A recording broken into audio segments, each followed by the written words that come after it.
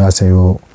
오늘은 여호수아 7장 말씀에 대해서 나눠보도록 하겠습니다. 오늘 말씀도 당연히 이제 다른 성경의 장들과 구별된 장이니까 이제 외형적으로 보여지는 그 이야기, 이제 뭐 구조는 이제 내용은 이제 새롭고 다른 내용입니다. 그런데 역시 2장 역시도 뭐 하나님의 변하지 않는 속성이라든가 성경 전체에서 보여주는 죄에 관련된 그런 속성, 문제들, 이런 것들은 이제 아주 분명하게 이제 그 동일한 형태를 띠고 이야기가 전개가 되고 있다. 그러니까 우리는 이렇게 성경 전체가 말하는 가장 기본적인 원리에 대해서는 좀 더 이제 명확하게 짚으면서 안정성을 띠는 가운데 성경을 바라볼 때 좀 더 이제 흔들리지 않는 관점으로 볼 수가 있겠다. 이렇게 말씀드릴 수가 있겠습니다. 뭐 과연 왜 그렇게 말씀드릴 수가 있는 건지 이제 하나씩 살펴보도록 하겠습니다. 내용은 대단히 단순합니다. 그러니까 드디어 7장에서 이스라엘 백성 중에 이제 범죄한 사람이 나타난 거예요. 그러니까 이제 아간이라는 사람이 이 여리고 성에 있는 재물의 일부를 이제 훔친 겁니다. 이제 하나님께 이걸 다 드림바 돼야 되는 거였는데 첫 점령한 이 성에 대해서 사실 이제 하나님께 모든 것을 드린다는 입장에 다 드려야 되고, 여기서 얻은 재물에 대해서도 이제 금은 보화라든가 이런 것들에 대해서 다 하나님께 드림바 돼야 되는 건데, 여기서 이제 일부를 이제 아간이 몰래 이제 훔친 이제 그런 사건이 되겠습니다. 뭐 근데 이제 뒤에 내용을 보시면 이게 뭐 훔친 양이 뭐 어마어마하고 뭐 그런 것도 아니에요. 이제 뭐 이제 비싼 고급 옷과 그리고 금은 보화 일부입니다. 일부. 뭐 많은 양도 아니에요. 뭐 대략 계산해 보면 뭐 금도 한 100g 정도. 뭐 이거 뭐 들고 다니기도 뭐 무거울 만큼 이만큼 막 이렇게 챙긴 게 아니에요. 그러니까 남들 눈에 띄지 않게 속에 이제 쓱 감췄겠죠. 이렇게 범죄를 했고, 자, 여기서 이제 결국에는 뭐 아간의 죄가 드러나서 아간이 벌을 받습니다. 근데 여기서 먼저 설명드릴 것은, 신기하게도 뒤에 이 7장 마지막에 보면 벌을 받을 때 아간의 가족도 다 죽어요. 자, 이것은 이제 어떻게 볼 수가 있는 것이냐, 이것부터 먼저 짚어보면, 이제 율법에는 분명히 아버지가 범죄한 죄로 인해서 밑에 있는 자녀가 죽을 수는 없습니다. 그건 이제 금지된 사항인데, 가족들이 함께 죽었다라는 것은 추정컨대 아간이 이 훔친 거를 가져와서 집에서 보여줬을 때 이 가족들도 이제 그것을 동의한 것으로 보인다. 그렇기 때문에 가족들까지도 이 죄에 동의한 것이 되어서 함께 죽은 것으로 이제 보는 것이 가장 이제 자연스러운 해석이다. 이렇게 말씀드릴 수가 있겠습니다. 자, 근데 여기서 이제 좀 하나씩 조금 더 깊이 있게 좀 살펴보겠습니다. 자, 아간이 범죄한 것을 7장에서 이제 하나님께서 이제 심각하게 이제 다루시고 계신데, 뭐 이제 성경은 하나님의 관점에서 쓰여진 책이니까 계신데, 사실은 인간의 관점에서 이 상황을 보면 이스라엘 백성들이 대단히 잘 지킨 거예요. 무슨 얘기냐면 군대만 수십만입니다. 그리고 가족까지 다 하면 최소한 수백만인데 그 많은 인원 중에서 아간의 가족만 그렇게 범죄를 했다. 이거는 전쟁 상황에서 엄청나게 잘 순종을 한 거예요. 사람의 기준에서는.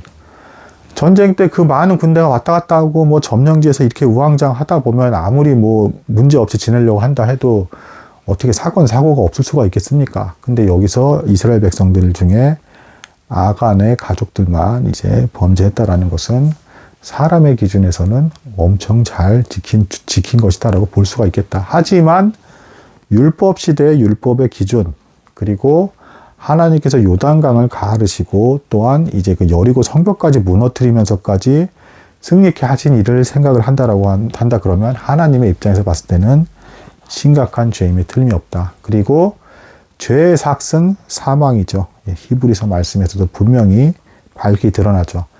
죄를 지었을 때는 누군가가 죽어야 된다라는 것이 지금 이 여호수아 7장에서도 명확하게 적용이 되고 있습니다. 그래서 아간이 죽게 될 때 진 밖으로 끌려나가서, 왜냐하면 부정하다 해서 진 밖으로 끌려서 가족들과 함께 끌려나가서 거기서 아주 비참하게 돌로 맞아서 이 돌 무더기, 이제 거대한 그런 무더기가 생길 정도로까지 맞아서 죽는 장면이 나옵니다. 그러니까 죄에 대한 대가는 죽음이라는 것입니다. 이거 하면 이제 뭐 역시 여러분들 뭐 이제 신실하게 하나님을 믿어가는 사람들은 무엇이 떠오릅니까? 죄의 삭은 사망이기 때문에 예수 그리스도께서 죄값을 지불하시기 위해서 부정한 자를 여김을 받으면서 예수님께서도 예루살렘 성경 밖, 그러니까 이스라엘의 진 밖으로 쫓겨나서 부정한 자로 여김을 받아서 죽임을 당하셨죠. 우리가 믿음의 여정을 걸어갈 수 있게끔, 믿음으로 구원을 받을 수 있게끔 예수님께서 죄에 대한 값을 지불하셔야 했기 때문에 그렇게 죽으셨다라는 것을 이제 묵상할 수가 있겠습니다. 물론 그렇다고 뭐 모세나 여호수아처럼 뭐 이렇게 예수님을 이제 모형적으로 밝히 비춰주는 그런 대단한 인물은 절대 아닙니다. 아간은 그런 인물이 아니라 말 그대로 범죄자인데, 어쨌든 누가 범죄를 했거든 사실 하나님 입장 앞에서는 그것은 율법을 어긴 것이 되고 하나님의 기준을 이제 이 기준에 이제 다다르지 못하는 부족한 사람이 되는 것이고, 그런 사람은 사실은 무조건 죽어야 된다. 이게 하나님의 기준의 엄중함이라고 이제 볼 수가 있겠습니다. 그래서 실제로 오늘 아간도 죽게 되었다. 욕심을 부리다가 욕심을 해서 죽었다라는 것입니다. 그 범죄의 형태도 사실은 앞에서부터 쭉 창세기에서부터 나왔던 그 범죄 형태와 대단히 유사합니다. 그러니까 뭐 아담과 하와도 뭐 이제 그 선악과의 유혹을 받아서 이제 먹음직도 하고 보암직도 하고 뭐 이랬잖아요. 아간도 이 재물을 보고 광야에서 내내 생활을 하다가 이 이제 금은 보화와 이 아름다운 뭐 우상숭배 석상 이런 걸 다 봤겠죠. 그런 와중에 이제 탐스럽고 갖고 싶고 이제 하는 이제 그런 욕망과 유혹에 사로잡혀서 이것을 취하게 된 것입니다. 자, 그래서 이게 이렇게 사람이 이렇게 눈이 멀어서 죄악된 것에 눈이 멀어서 이렇게 범죄를 하게 되면 이게 더 가증스러운 게 뭐냐면 하나님도 모르실 거라고 생각하면서 가만히 속입니다. 그리고 심지어는 아간이 범죄한 이후에도 한동안 여호수아도 몰랐어요. 하나님께서 알려주시지 않으니까 모르는 거죠. 다른 사람 다 몰라요. 그래서 그냥 그렇게 넘어가나 보다 싶었는데 하나님께서 마침내는 그 여호수아가 너무 슬퍼하면서 도대체 뭐가 문제냐고 해서 기도를 할 때 하나님께서 이제 무슨 문제가 발생했는지를 알려주시는 모습이 나오면서 이제 여호수아가 아간이 범죄했구나라는 걸 알게 되는 겁니다. 자, 근데 이 과정, 그리고 1년의 과정, 그리고 아간이라는 사람이 죽게 되고 가족까지 끔찍하게 막 돌에 맞아서 이렇게 죽게 되면 이런 것들 되게 무서운 내용이긴 한데, 그럼에도 불구하고 이건 역시도 은혜다라고 이제 말씀드릴 수가 있겠습니다. 왜냐하면 하나님께서 개입하셔서 이스라엘이란 교회에 뭐가 문제인지를 직접적으로 알려주신 것이죠. 그리고 그거를 제거하라고 분명하게 이제 말씀을 주신 겁니다. 이렇게 하나님은 사랑하는 그의 자녀에게 있어서는 고통이고 슬픈 일이고 아픔이죠. 그렇지만 그것을 드러나게 하시고, 그 죄악된 것을 드러나게 하시고, 결국에는 기어이 거기에 대해서 벌을 받게 하시고, 이 죄악된 것을 제거해버리는 그런 과정을 걷게 하심으로써 더 거룩한 삶을 살아가게 하시고, 또 지금 이 여호수아 7장에서 본문의 백성들에게 있어서는 앞으로도 지속적으로 영적 전투를 수행할 수 있게끔 그런 상태로 이제 지켜주시는 겁니다. 만약에 이 아간의 이 범죄를 만약에 하나님조차도 알고 계신데 넘어가시면서 그래 뭐 그럴 수도 있겠지라고 두셨다면, 뭐 7장만 보면 잔인해 보이지만 이걸 만약에 그냥 두셨다면 아마 이스라엘 백성들은 이후의 전쟁에 있어서도 겉으로는 하나님의 말씀을 막 지킨 척 하면서 점점 이제 아간의 이제 그 말, 그리고 이제 소문 이런 것들을 또 듣는 사람도 생길 수도 있고, 다른 사람도 유혹을 받아서 절도하고 도둑질하고 나쁜 짓을 하면서 점점 전복 전쟁을 하는 과정 속에서 이미 심각하게 부패하는 하나님의 군대가 되었을지도 모릅니다. 그런 상태가 될 수도 있었기 때문에 하나님은 여기서 굉장히 엄중하게 이제 약속의 땅에서 처음 벌어진 이 범죄에 대해서 엄하게 다스리고 계시다라고 이제 볼 수가 있겠습니다. 이런 모습이 사도행전 초대교회가 세워질 때도 그런 모습이 보여지죠. 그러니까 이제 아나니아 삽비라 사건 뭐 아실 겁니다. 그래서 뭐 재물을 속이고선 이렇게 뭐 하나님께 드린 바 되었다가 이제 죽임을 당하는 그런 모습이 나오는데, 여기서도 유사하게 하나님께서 하나님의 거룩한 군대가 무너지지 않도록 하기 위해서 엄중하게 벌을 주시는 모습도 보여지고 있습니다. 자, 내용을 짧게 좀 살펴보겠습니다. 어쨌든 아간이 범죄하고 나서도 여호수아는 모르고 있었고 하나님께서 형통하게 인도하시겠거니라고 믿고 있으면서 여리고성 다음 목표인 아이성은 훨씬 규모가 작았습니다. 그래서 정탐꾼을 어쨌든 그래도 보냅니다. 성실하게 보냈고, 정탐꾼들도 돌아와서 뭐 하나님께서 도우시고 있는 상황이니까 뭐 성이 더 작습니다. 뭐 우리가 다 갈 필요도 없고 뭐 2, 3천 명만 가면 얼마든지 점령할 수 있습니다. 근데 이 2, 3청년만 나가게 된 것도 하나님의 은혜예요. 이제 이거 제가 나중에 말씀드리겠습니다. 어쨌든 그래서 여호수아도 하나님께서 다 이제 우리를 형통하게 하고 계시니까 쉽게 점령하겠거니 하고 일부의 그 적은 군대만 갔다가 이제 패배하게 되는, 그래서 뭐 36명 정도가 뭐 죽거나 다쳤다 뭐 이런 기록도 나오는데, 어쨌든 이 일로 인해서 여호수아와 이스라엘 백성이 이 말을 듣고 마음이 물처럼 녹아내리는, 우리는 또 광야 시절에서처럼 또 벌받는 것인가라고 하면서 이제 공포에 떨게 되는 이제 그런 상황에 놓이게 됩니다. 자, 그래서 이제 이때까지도 어쨌든 여호수아는, 여기서도 여호수아의 태도도 놀라워요. 왜 그러냐면 일이 어쨌든 잘못되자마자 뭐 정탐꾼, 너희들이 뭔가 성을 정탐을 제대로 잘못한 게 아니야? 뭐 또 이상하게 뭐 한 거 아니야? 뭐 아니면 뭐 다른 군대들 니들이 너무 교만해서 뭐 황당하게 싸워가지고 진 거 아니야? 뭐 이렇게 탓을 하는 게 아니라 곧바로 기도의 자리로 갑니다. 그러니까 이제 이 싸움은 영적인 싸움인 것이고, 하나님만이 이 약속의 땅에 있는 이 거대한 대적들, 자신들보다 훨씬 센 이 대적들을 물리칠 수 있기 때문에 하나님 외에는 달리 방법이 없다라고 하면서 철저히 하나님께 이제 기도를 드립니다. 인간적인 수단을 다 피하고 하나님께 기도를 드리면서 막 슬퍼합니다. 하나님, 요단강까지 거의를 건너게 하셔서 이렇게 여기서 죽게 만드실 것입니까? 라고 하면서 비통하게 막 눈물을 흘리면서 사실상 살려달라는 기도죠.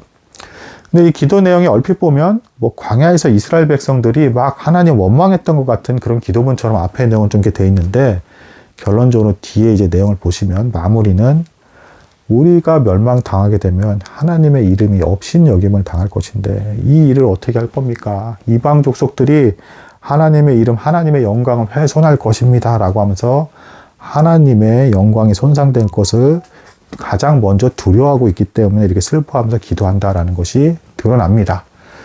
그래서 하나님께서도 여호수아의 기도에 대해서 책망하고 계시지 않으세요. 그래서 하나님께서 마침내는 이제 그 저녁에 율법대로 제사를 지는 시간 넘어서까지 여호수아가 슬퍼하면서 막 기도하니까 아간이 범죄했다라는 것을 이제 알려주게 되십니다. 근데 그 범죄자가 누구인지를 서서히 찾게 또 하셨어요. 그러니까 곧바로 아간, 걔를 잡아 이렇게 하신 게 아니라 제비 뽑기를 하게 하십니다. 그래서 이스라엘 모든 이제 그 지파 중에서 뭐 어느 지파에 범죄자가 있는가, 또 이제 뭐 하나 또 그래서 또 제비를 뽑아서 또 어느 가문, 뭐 누구 뭐 족속에 속해 있는가, 이걸 하나씩 제비를 뽑으면서 순차적으로 그렇게 하다 보면 이제 그 범죄한 사람이 나올 것이다라는 것을 이제 하나님께서 알려주십니다. 자, 이것도 이제 죄에 대한 어떤 무서운 속성인데요. 이걸 실제로 이제 여호수아가 당연히 어떤 사람입니까? 하나님께서 명하신 대로 당연히 했겠죠. 한데 이 과정 속에서도 아간이 이렇게 점점 이제 자기 가문을 향해서 이 제비 뽑기가 다가오고 있는데 곧바로 회개하면서 시인하지 않습니다. 그러니까 죄에 눈이 멀은 사람의 무서운 상태예요. 그러니까 그 심지어 이방 족속들도 요단강이 끊어지고 여리고 성벽이 무너진 거를 소문을 듣고 나서도 항복하지 않고 멸망당할지언정 끝까지 그러고 있었죠. 악인들의 특징인데, 아간도 어떻게 보면 이제 하나님께서 그러니까 이거는 뭐 하나님께서 미리 아셨던 것으로 이제 분명히 보입니다. 전능하신 분이시기 때문에 아간이 돌이키지 않을 걸 알고 계셨고, 이 과정에서 이런 그 제비뽑기 과정을 거치게 함으로써 너희도 죄악되고 미혹된 곳에 사로잡히면 이게 얼마나 무서운 것이고 잘 헤어나지 못하는지를 교훈으로서 이제 보여주신 것으로 보입니다. 그래서 그리고 또한 이 일로 인해서 여호수아에게 이제 신적인 권능, 그러니까 내가 이 여호수아와 함께하면서 이 일을 진행하고 있다는 걸 백성들 앞에서도 더 분명히 보여주시는 것이죠. 모세를 대하셨던 것처럼. 자, 그래서 마침내는 아간이 뽑히게 되고, 여기서 이렇게 직접 뽑히고 나서야 내가 범죄했다라는 걸 드디어 이제 고백을 하게 됩니다. 여기서 뭐 그럴싸하게 뭐 회개하는 것 같은 말을 뒤늦게 하지만 앞서서 여호수아가 찾으려고 할 때 이미 엎드리면서 하나님께서 이미 모든 걸 아시는구나 하면서 빨리 뉘우쳤어야죠. 근데 뉘우치지 않고 미혹된 상태로 끝까지 버티는 이제 뻔뻔함을 보여줬다라고 보시는 게 해석상 맞습니다. 그래서 결국에는 아간은 죄의 삭은 사망이라는 말씀대로 정말 이제 그 미혹됨으로 말미암아 사망에 이르게 되었고, 이것은 뭐 아담과 하와부터 시작해서 모든 성경에서 범죄하는 자들이 보여주는 공통적인 슬픈 모습이다. 이 해결되지 않는 문제 때문에 심지어는 예수님께서도 이 율법의 기준을 따라서 예루살렘 성벽 밖, 진 밖에서 우리 대신 십자가에서 못 박혀서 죽으셨다. 우리도 아간처럼 돌에 맞아 죽든 어떻게 죽든 죽어야지 될 존재였었는데 이 문제에 대해서 하나님의 기준을 따라서 예수님께서 대신 죽으셨다. 그게 심각한 일이다라는 것입니다. 이 죄라는 것이. 우리가 봤을 때는 또한 오늘의 이 죄의 모습은 아니 그 많은 군대 중에서 요 한 가문 이 정도 훔친 거 이거 별거 아닌 거 아니야? 우리 인간적인 시야에서는 너무 오히려 잘 지킨 거 아니야? 이렇게 될 수밖에 없는 입장이지만 하나님의 거룩하심과 그 기준 앞에서는 아무리 작은 죄라도 엄청나게 큰 죄인 것이고 이렇게 심판하시는 것이 마땅하다. 그래서 심지어는 아들조차도 아끼지 않고 죽이셨다.